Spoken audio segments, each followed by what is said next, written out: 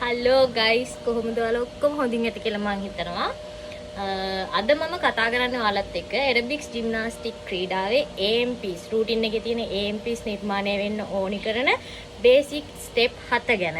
ඒ 7න් අද මම ඔයාලට දෙකක් කියලා දෙනවා. ඒ දෙක මම වීඩියෝස් දාන්නම් ඔයාලා ඒක බලන්න.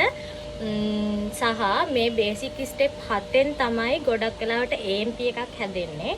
හතෙන් අවම වශයෙන් අපිට ස්ටෙප් 3ක් පාවිච්චි කරලා AMP එකක් නිර්මාණය කරගන්න පුළුවන්. ඉතින් බලමු කොහොමද පළවෙනි ස්ටෙප් 7 පළවෙනි ස්ටෙප් 2 මොනවාද කියලා. පළවෙනි ව්‍යායාමයේ මාච් සරලව කකුල අංශක 90ක් ටෝස් පොයින්ට් කරලා ඉන මට්ටමට ඉස්සෙන්න ඕනි.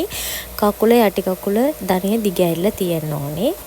දෙවැනි ව්‍යායාමයේ ජොගින් ටෝස් පොයින්ට් කරලා පිටිපස්සට කකුල ඉස්සෙන්න ඕනි අංශක 90කට වැඩි කෝණයකින් බෑක් එකේ කකුල වදින විදියට.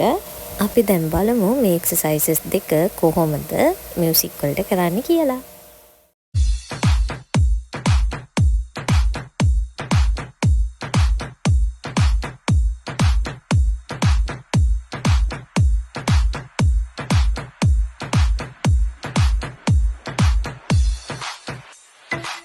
ඉතින් ඔයාලා ඒ දැක්කේ බේසික් ස්ටෙප් 7 පළවෙනි බේසික් ස්ටෙප් 2.